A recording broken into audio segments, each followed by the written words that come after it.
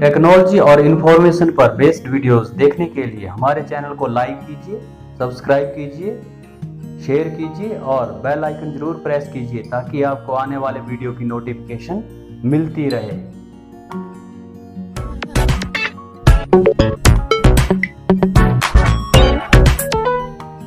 एक बार फिर से आपका मेरे YouTube चैनल पर स्वागत है। आप सभी दोस्तों को मेरा नमस्कार। मैं हूं रवि और आज मैं आपको बताने वाला हूं कि इंटरनेट क्या है और इंटरनेट का इतिहास क्या है और भारत में इंटरनेट की शुरुआत कब हुई। इंटरनेट एक ग्लोबल नेटवर्क है जो कंप्यूटर और इलेक्ट्रॉनिक्स डिवाइस को आपस में जोड़ता है। इंटरनेट से जुड़े कंप्यूटर दुनिया के किसी भी कंप्यूटर से बड़ी आसानी से डेटा का आदान प्रदान कर सकते हैं। नेटवर्क पर कंप्यूटर, स्मार्टफोन या स्मार्ट टीवी, गेमिंग कंसोल जैसे कई सारे device, telephone line, cables, fibre optic जैसे वायर्ड कनेक्शन के अलावा वायरलेस नेटवर्क के जरिए भी जुड़े होते हैं। दोस्तों, तो यहाँ पर एक शब्द आपने सुना, नेटवर्क। तो आज मैं थोड़ा सा क्लियर करता हूँ कि नेटवर्क क्या है। जब दो या दो से अधिक कंप्यूटर आपस में जुड़ते हैं तो उसे कंप्यूटर नेटवर्क कहते हैं।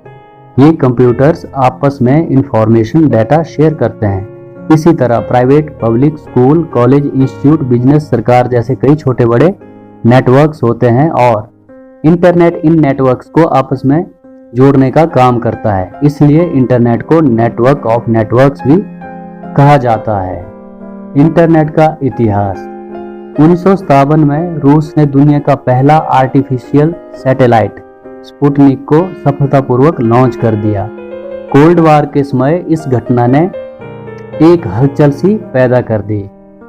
इसके बाद यूएस ने MIT के साथ मिलकर युद्ध जैसे हालात से निपटने के लिए एडवांस रिसर्च प्रोजेक्ट एजेंसी, जिसे ARPA नाम से जाना जाता था, की स्थापना की और आजकल ARPA को DARPA के नाम से जाना जाता है। DARPA ने उस वक्त रिसर्च करके ARPANET नामक एक कम्युनिकेशन सिस्टम बनाया ताकि US आर्मी गुप्त तरीके से संदेश एक जगह से दूसरी जगह भेज सके।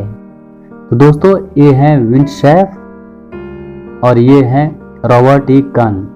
विंडशेफ और रॉबर्ट ई कन ने मिलकर ARPANET या ARPA, जो आजकल DARPA नाम से जाना जाता है, इसके लिए TCP/IP प्रोटोकॉल बनाया और इन्हीं दोनों को इंटरनेट का आविष्कारक कहा जाता है। 1980 के दौरान नेशनल साइंस फाउंडेशन NSF ने एजुकेशन और रिसर्च के लिए NSF नेट नाम का एक नेटवर्क बनाया, जिसके बाद उसे ARPANET के साथ जोड़ दिया गया और इस नेटवर्क को इंटरनेट का नाम दिया गया। शुरुआत में इंटरनेट एक तरह का प्राइवेट नेटवर्क था, जिसने बाद में धीरे धीरे एक विशाल नेटवर्क का रूप ले लिया। आज दुनिया के लगभग सभी देशों में इंटरनेट यूज किया जाता है। 1980 में टिम बर्नर ने www वर्ल्ड वाइड वेब पर रिसर्च करना शुरू किया और उन्होंने इंफॉर्मेशन शेयर करने के लिए HTML hyper text markup language बनाया। भारत में इंटरनेट की शुरुआत 1986 में हुई। सबसे पहले डिपार्टमेंट ऑफ इलेक्ट्रॉनिक्स DOE ने सरकार की सहायता से ERNET एजुकेशनल रिसर्च नेटवर्क की स्थापना की, जिसका मुख्य उद्देश्य शिक्षा और शोध के क्षेत्रों के लिए जानकारी उपलब्ध करवाना था। शुरुआत में IISc Indian institute of science Bangalore और 5 IIT दिल्ली, कानपुर, मुंबई, खड़गपुर, मद्रास जैसे बड़े बड़े संस्थानों को इससे जोड़ा गया।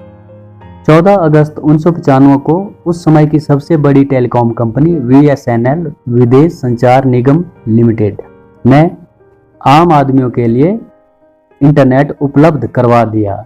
दिल्ली, मुंबई, कोलकाता, चेन्नई शहरों के लोग उस समय डायल अप कनेक्शन के जरिए इंटरनेट एक्सेस करते थे।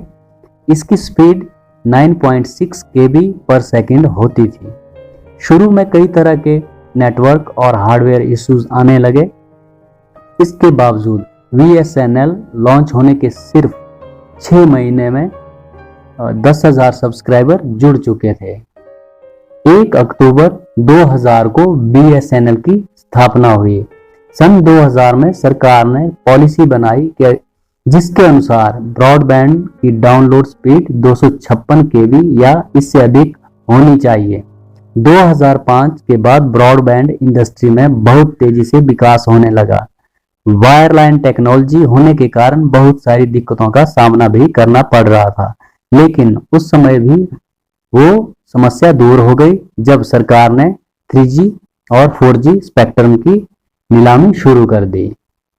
दोस्तों, भारत में पहली बार 10 अप्रैल 2012 को एयरटेल ने 4G सर्विस की शुरुआत कर दी। इसके बाद प्राइवेट टेलीकॉम कंपनियों ने भी इसी रास्ते पर चलना शुरू कर दिया। 5 सितंबर 2016 मुकेश अंबानी ने रिलायंस जियो को लॉन्च करके सभी बड़ी टेलीकॉम कंपनियों को बड़ी टक्कर दे दी। रिलायंस जियो ने 2G 3G को छोड़कर सिर्फ 4G सर्विस पर ध्यान दिया।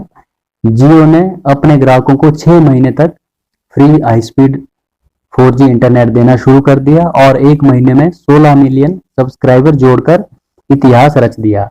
रिलायंस जियो का टेलीकॉम इंडस्ट्री पर ऐसा असर हुआ कि भारत की दूसरी और तीसरी बड़ी टेलीकॉम जो कंपनीज थी, आइडिया सेलुलर और वोडाफोन को मर्ज होना पड़ गया।